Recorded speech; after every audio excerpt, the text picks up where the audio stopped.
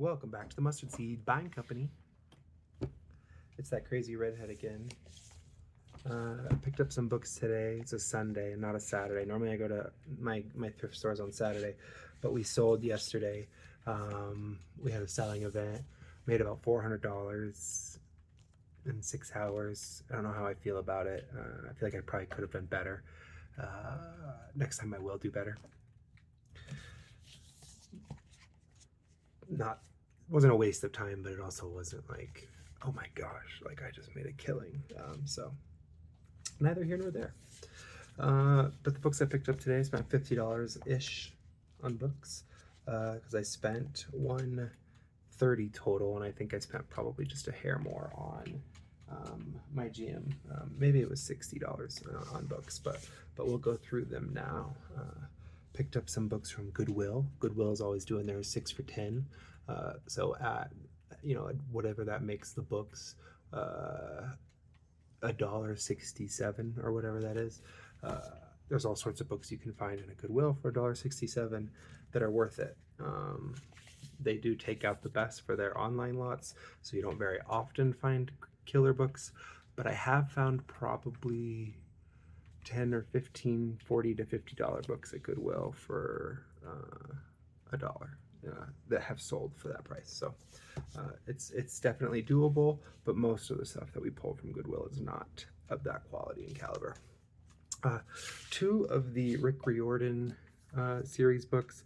I don't know much about these, but I know that whenever I find good condition hardbacks for a desirable price, I pick them up, I list them individually.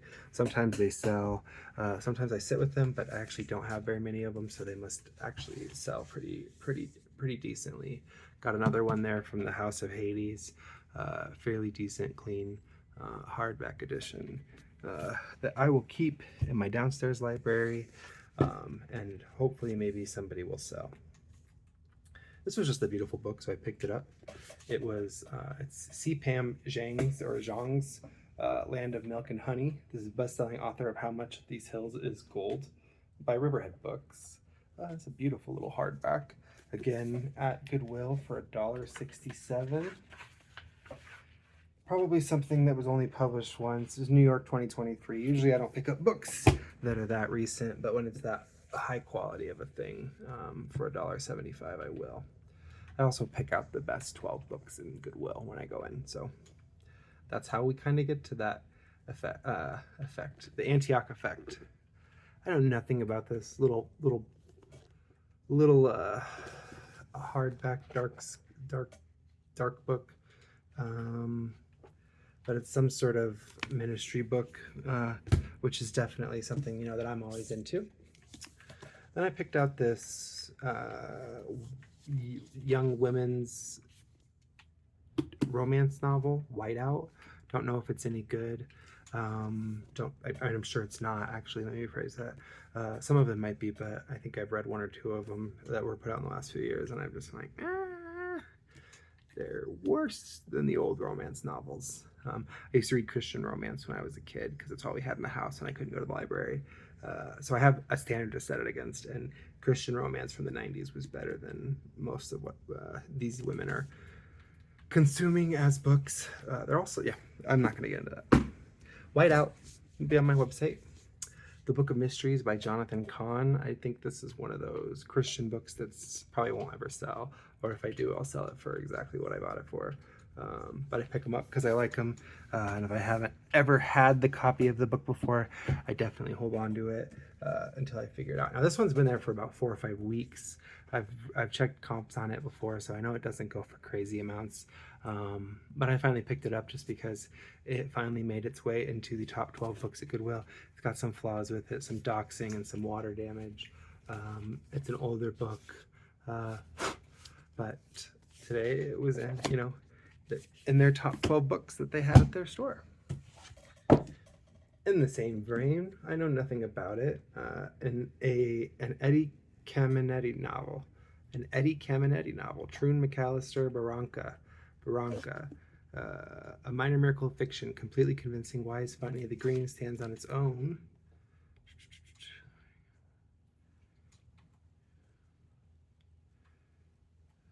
South American economic terrorists threatening the only commodity capable of destabilizing the entire Western Hemisphere is out to corner the market on coffee.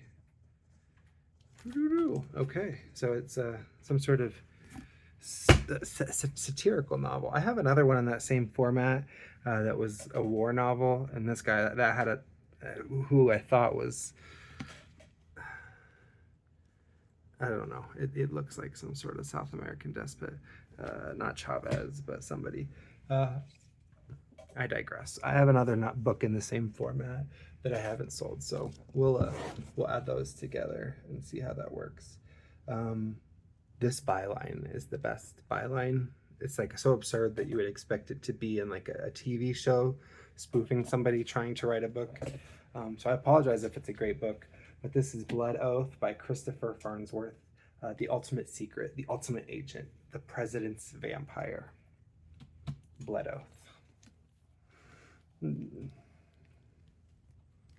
This is something else, man. Copyright 2010. Twilight era. That makes sense. I love it. I love it. Two Michael Crichton books coming up next. This was the first one I grabbed at Goodwill. It was a 3-in-1 novel featuring the Andromeda Strain, the Terminal Man, and the Great Tram Robbery. I don't have a big Michael Crichton collection. I've read a handful of his books. I've read the Andromeda Strain. I want to say that's the one where they're like the dad like drowns himself by like holding his head under the water, and the people were like, "Do you know how much willpower that takes?" Anyway, I think I read the Andromeda Strain when I was a lifeguard as a teenager. But Michael Crichton, great.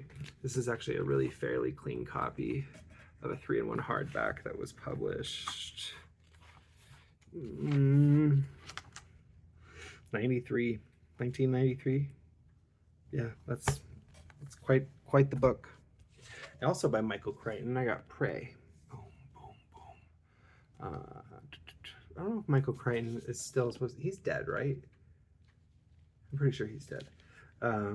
But yeah, Prey, another Michael Crichton novel, hardback, clean. Don't know much about history by Kenneth C. Davis. I don't know which one of these books is supposed to have come first. Don't know much about the Bible and don't know much about mythology. And I knew this one existed. Maybe this is the first one. So I've been looking for this one. I don't know that I'll read them. I probably will find them on Libby and listen to them. Unless I find his voice really, really compelling, in which case I will sit back and read him. Dava Sobel, the author of Longitude and Galileo's Daughter. I have both of those books. Longitude I have in paperback, and Galileo's Daughter, I think I want to say I have maybe 2 copies of that in hardback. But I saw this copy of The Planets today, so I picked that up. It was at ARC. They had it priced at $5.49, you know, because they're getting smart on their book prices. So at half off, that's $2.75, which is just about the high end of what I would pay blindly for a hardback that is in great condition, that I don't know is going to sell or not. And in fact, it probably won't sell. I kind of hope it doesn't. There's a lot of times these books sell, and I get really like heartbreakingly bummed. I sold a copy of Ray Kurzweil's The Singularity is Near for like $30, and I still like every time I think about it, I'm like, man, I should have just kept that book. So we'll see if it comes back to me. Tony Sorensen's Messiah. Picked this one up at Goodwill again, $5.49, but their tag today was the blue tag, so I picked that up for $2.75. I don't look at comps while I'm there usually, unless I'm waiting for a long time and I'm bored. But I will pick that up for myself if I have to. That's how it works, right? That's the whole ass game.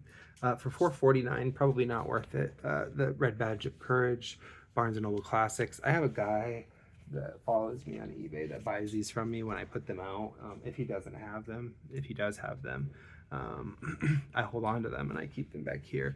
Eventually I'll hit a point where I'll sell like 5 of them together for a little bit more money, but at $4.49, that's not me. I'm not going to make any money on it when I sell it. But I do know somebody that I can connect with that would possibly be very happy to have that. Also, again, for full price, $4.50. I bought this one for mine library. I may or may not list it, but this is the Unknown Story by Jung Chang and John Halliday, The Unknown Story of Mao. I read Mao for Beginners last year, which was like a short little booklet that vastly overwent or neglected to kind of go over his the nastier elements of his life and tenure, and I thought that was interesting that you could come across a book like that in the U.S. But been meaning to read something along these lines in particular, about as big as the Putin book that I read earlier this year. So definitely, I don't know what it is. I don't want to say a boner for strongmen, but I definitely like to know what made these men tick, and yeah, like to know. Another book that I'm going to add straight to my library, the Viking Portable Poe. The Viking Portable Poe. I have Young and Thoreau so far in the Viking Portables, so and now I have Poe. There's another one for me. There's another one for me. For me. For me. Kurt Vonnegut's Slaughterhouse-Five, one of the greatest short novels ever written. Obviously, I shouldn't say obviously, I definitely have a copy of this. I should have a copy of this. There's a possibility I gave it away. I probably have 1 or 2 copies of it, but I do give it away every now and again.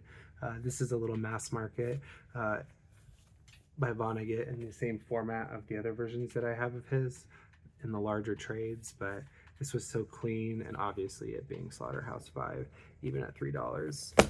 Full price for their daily day. I picked it up just because I don't think it'll be there on Saturday of next week. I think it'll probably be sold by then. This is the Pentateuch with Rashi's commentary, Rosenbaum and Silberman. The Exodus, Hebrew Publishing Company. This is their Exodus edition, $4.49. I'm gonna pick up any religious books like that. Probably not worth $4.49. Maybe it's worth It's probably worth $15. But for me to buy it and then sell it and move it, it's probably not worth the money that I spent on it. So those kind of just permanently get added into my library until I die. Because I don't know if I'll ever be able to read Hebrew. Maybe if I like get sick, I could maybe learn some Hebrew. But we'll get to it. We'll get to it. And then I also picked up the New American Standard, Holman's Exhaustive Concordance of the Bible, the Hebrew, Aramaic, and Greek dictionaries. This is a big, hefty tome. There's a lot to it. These concordances could or could not sell. I actually list them. Typically, they do. I don't want to say brilliantly. Sometimes they charge $7 for this. This one's probably worth that. Maybe less, maybe more.